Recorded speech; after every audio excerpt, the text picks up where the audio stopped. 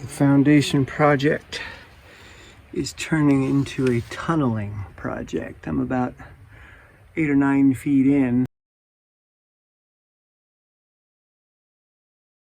It's a little after 8 o'clock and it's already warmed up a bit. It was 31 degrees when I woke up. Snow is coming. Hopefully they're up there fixing the leak. As I start off the week, I'm thinking about training volume. In the world of cross-country skiing, the fall tends to be a period of time when you increase training volume.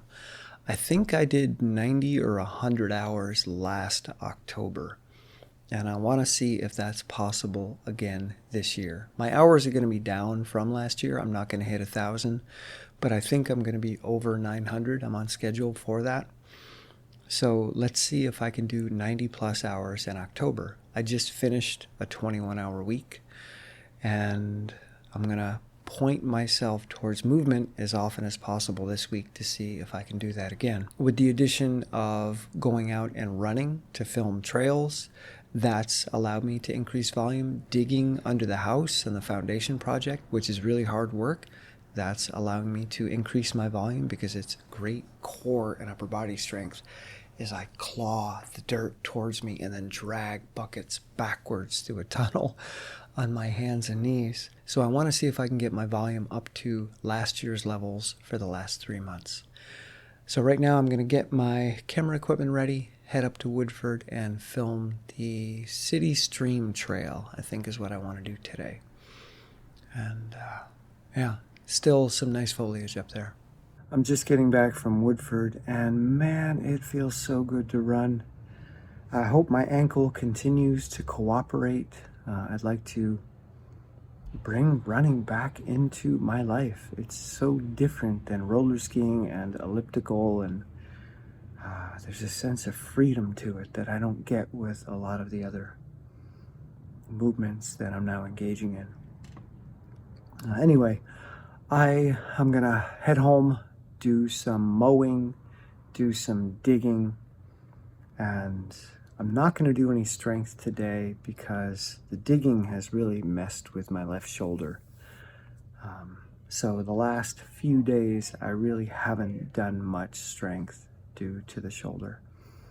So I have to dig. I don't really have a choice. We got to get that project done before the ground freezes, which is coming soon.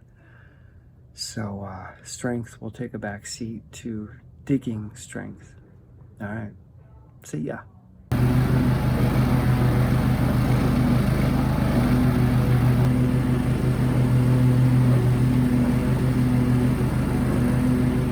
The foundation project is turning into a tunneling project. I'm about 8 or 9 feet in, headed towards that central beam, which is bowing.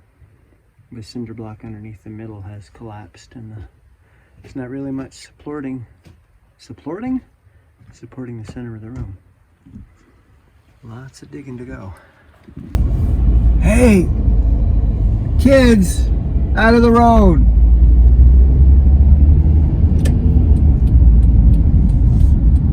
My dear are naughty. Taking a little extra time in the educational bubble today. Just finished the presentation of Self in Everyday Life by Irving Goffman. Good book. Review going up on Patreon soon, but really fascinating investigation of how we in Anglo cultures present ourselves and have for a very long time. The different machinations that we go through on stage and backstage to keep up appearances, and how this shapes self-concept and group behavior and group expectations, societal norms, etc. That it's all just a performance that we take very seriously. Anyway, I'm gonna go upstairs and go to work. Having some flashbacks. The Serve Pro trucks are here to deal with the leak damage. I was in the first ever Serve Pro commercial on television. When was that? Maybe 2001? back in LA. Anyway, it's just brought back memories when I saw their trucks here. That looks like a guinea pig. I've been avoiding doing pull-ups and dips because of the weight vest. 20-pound weight vest. And I'm doing fewer reps than I was doing without the weight vest. And it's hard and I don't like it. So the thought of doing sets of 6 to 8 with a weight vest for whatever reason is something I want to avoid. So my solution, to grab another, I don't know, this might be, I'm calling it 5 pounds, but I think it's probably 8. So this is somewhere between 25 and 28 pounds. And the goal is to keep me from doing 6 to 8 because I'm scared of that number for whatever reason. So I don't know, 3 to 4 with 25 to 28 pounds, that sounds reasonable. Neutral grip and slow on the way down, powerful, controlled on the way up, no swinging, with my body, my feet sticking up a little bit in front of me to engage the core.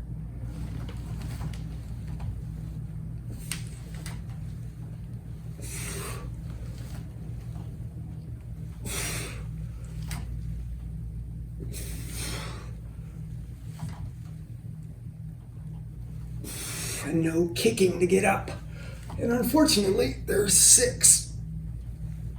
Slow on the way down. So I failed to do fewer reps, but I got a set of 6. So even though I was trying to trick myself, it actually worked out to my advantage. So yeah, and now I'm gonna go in there and do a set of dips while I still have this on.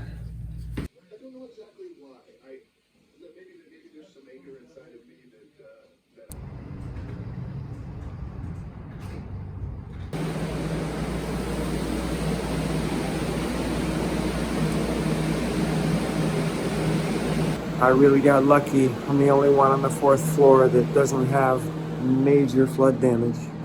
I spy with my little eye a little kitten. What you doing, kitten?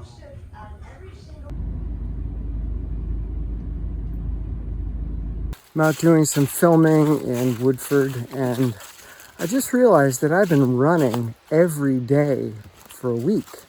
About 4 miles of mountain trail running, and my ankle hasn't complained yet.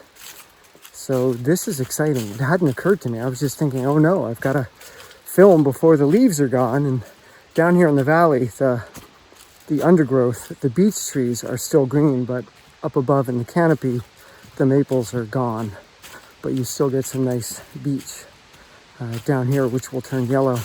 Anyway, as I've been trying to film all these trails, it never occurred to me that I'm running day after day after day with no ankle pain. So I don't want to jinx it because I know there's some serious stuff going on in my ankle, but at the same time, I may start bringing running back into my training maybe 3 or 4 days a week. Once the leaves drop and I'm not filming anymore, I think 3 or 4 days of running, and especially boot slogging when the snow hits, could really benefit my fitness. Started out the morning with a pretty gentle strength session using a 20-pound weight vest, but only doing sets of 2 pull-ups and 2 dips. A couple sets, but just 2 reps per set. My shoulder, not great from all the digging, and I'm doing a lot of digging under the house. And it's really amazing how much progress I've made. Anyway, strength is done. Now I'm going to head up to Woodford and do some filming and show you what I see up there. It's mostly winter at this point, but there's still some beech leaves on the tree, so I'll show you what it looks like. And another run. I'm excited for another run. The run streak continues, this time up the old stage road to the top of the mountain in Woodford where I am now. And I'm feeling really good. And what is most useful about the drone filming that I'm doing is that I get to see my technique every day. And I get to see what I'm doing with my arms and shoulders, which have always been the weak link in my running form, and my core as well.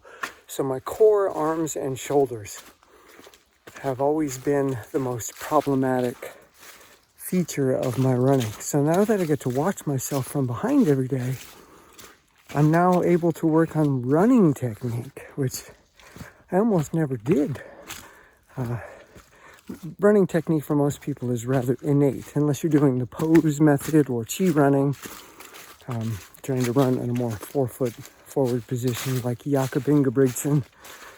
But other than that, most people just don't work on their running. So I've always had this kind of long, lopey stride with my arms because I have really long arms in compared to my torso. Like I'm all arm and leg with a short torso. And now that I'm able to see what I'm doing, and with the benefit of the super strong back and core that I have from skiing, I'm able to kind of lock myself in, kind of like you see with many of the Kenyan runners. Their shoulders are back, their back muscles are engaged, their arm swing is very minimal. A lot of it, in fact, goes behind their body. And as I'm fooling around with this, having the strength now to hold on to it due to ski training, especially my poling machine, my running stride feels dramatically different. It feels so much easier, and my arms don't feel like they're in the way, which is something that's been a challenge for me in the past few races I've done. The triathlon I did last weekend and the cross-country race I did a few weeks ago, my arms felt so heavy. But in this new position, I don't feel their weight at all.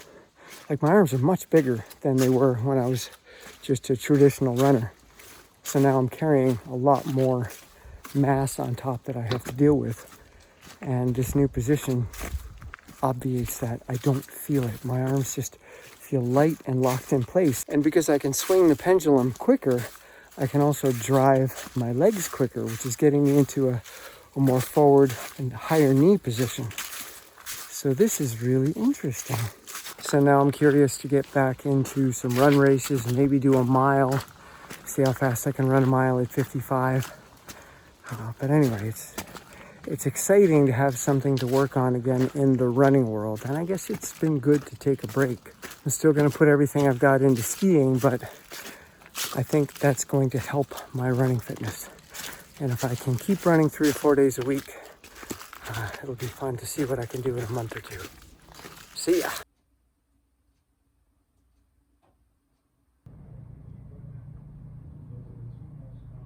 I decided to take a trip south to Williamstown, Massachusetts, and do a run in Hopkins Forest, which is one of my favorite places to run.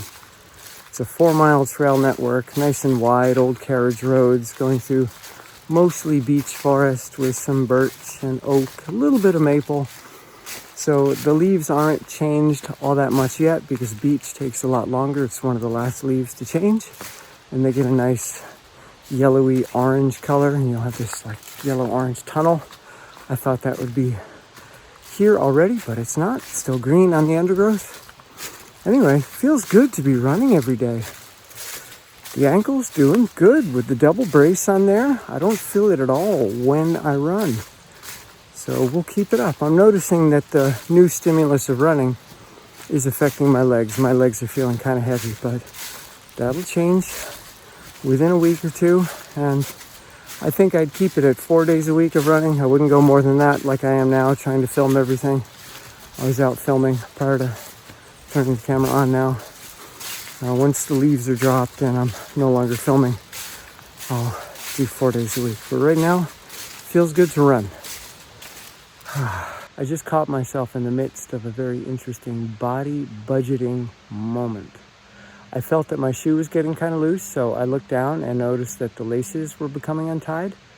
So I was about to bend down to tighten the laces when I realized that there was also a rock in my shoe. I could feel it, but I just hadn't been paying much attention to it. But now I had the opportunity to take the rock out because my shoelaces were already loose. And as I went down, I heard this voice or feeling say, just tie the laces, just pull them tight. Don't retie them, don't take your shoe off. that the discomfort of the rock is less than the discomfort of taking a few seconds to fully untie the lace, take off the shoe, dump the rock, put the shoe back on, and tie the laces. My body made a budgeting decision that rock costs less than untying an already untied lace, mostly, and getting rid of the rock. Fascinating. And obviously, I undid the laces and took the rock out because when I caught myself, I realized that's ridiculous. But this is what brains do. They're constantly running these budgetary calculations and telling you what's going to cost more. Slight discomfort of this thing over here, or potentially much more discomfort of doing something about it. And most of the time, it tells you that the discomfort of doing something about it, or the effort in doing something about it, is always much greater. And that's simply not true.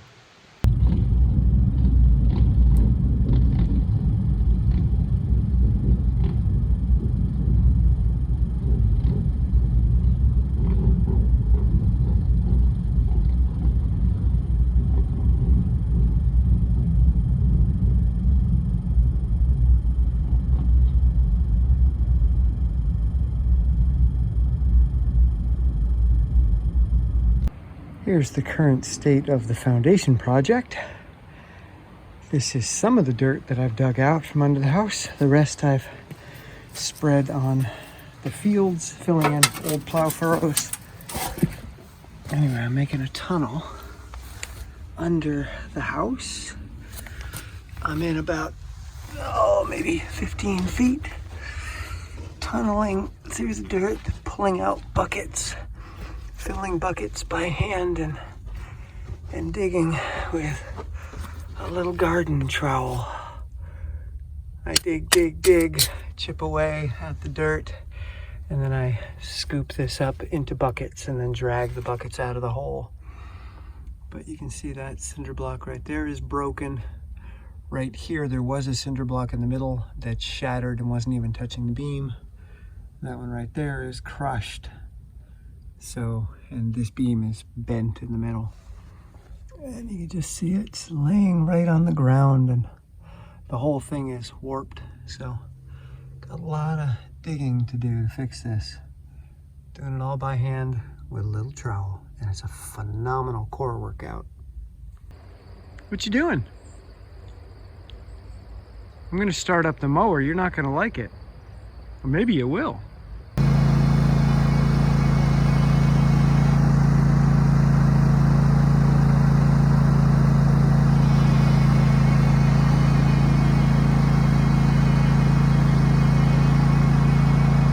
Taking the dirt from under the house and filling in old plow furrows and watching the forest light up.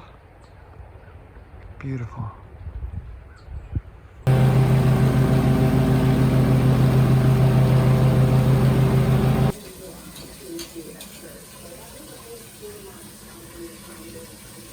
It's a rather chilly Saturday morning, and I'm getting up pretty late.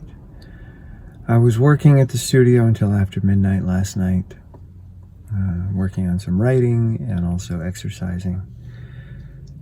And yeah, feeling a little beat up at the moment, but I'll just take my little steps, and before you know it, I'll be empowered, I'll be into my day, and I'll get a lot done. But I never let the beginning feeling of anything dictate how the rest of it is going to go. Especially when it comes to a day, like, oh wow, this day is going to be a no-go because of how I feel right now, but that's not true. Just gotta let myself engage again and again, and my body will transform my experience. This is the studio down the hall from me, and they're fixing the leak right now. It's currently available. I didn't realize it was empty. Anyway, I almost rented this instead of the one I'm in now. This studio has 3 windows facing west, which you can see they're blocked, but 5 windows facing south. And the reason that I didn't get this one is that it has direct sunlight all day long, whereas mine has ambient light. So I chose the one that I have now. A little bit smaller, like $75 a month less, but the light in here is beautiful, but it's terrible for video.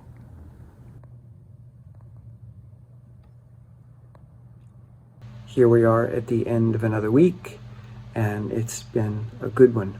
My training is consistently back up to 3 hours a day. My strength is improving. I'm still doing weighted pull-ups and weighted dips, and there's a little bit of avoidance, but I'm trying to allow myself to warm up with either regular pull-ups and regular dips, a few sets, gentle, and then I put the weight vest on, walk around with it, and then hop on. I can do one weighted pull-up, one weighted dip if I want, but it's feeling pretty easy at this point with a 20-pound weight vest, so it's never just one, but I allow it to be one if that's all I want to do, and that's keeping me engaged with the weight vest. But I do notice that it's not as exciting to me. Without the vest, before my arm injury, I was super pumped just to come over here and play. But now with the weight vest, it feels more serious. It feels heavier. Anyway, here's what I did in the world of strength this week. Monday, gave myself a rest. Tuesday is a great example. Started with sets of 3 neutral pull-ups, which are super easy.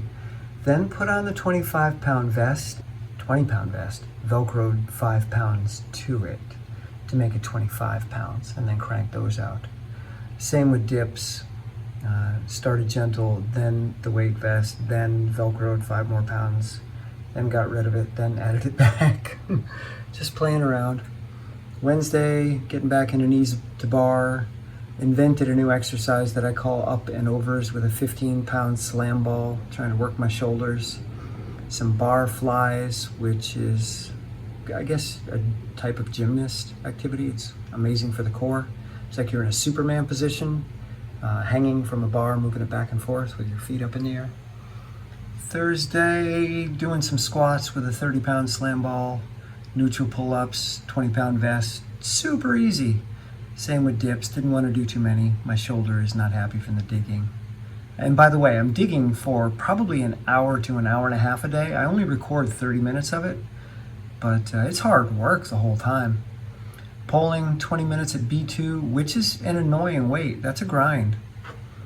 Then Friday, more knees to bar, more polling at B2. I'm trying to get myself used to that weight for extended periods of time, but it's tough.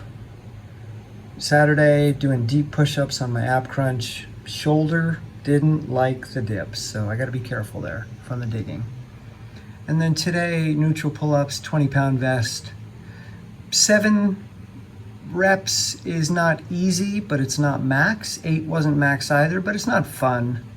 It's close to max with 20 pounds. And then polling, again, 20 minutes at an annoying weight. And when I say annoying weight, I just mean that I really feel the effort, that it's not something that I can just not think about. It feels like I'm out skiing, which is why I'm going with a bit heavier weight. Because when you're skiing, you can't just drift away in thought because your entire body is effortful on every stroke. It's very different than running.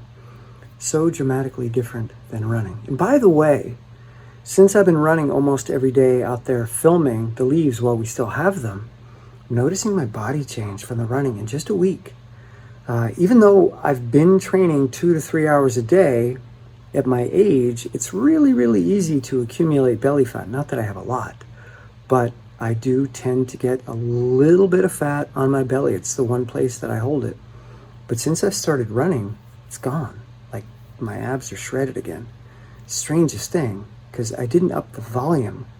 I went from 2 to 3 hours a day without running to 2 to 3 hours a day with running, and I'm noticing my body fat change, which is fascinating.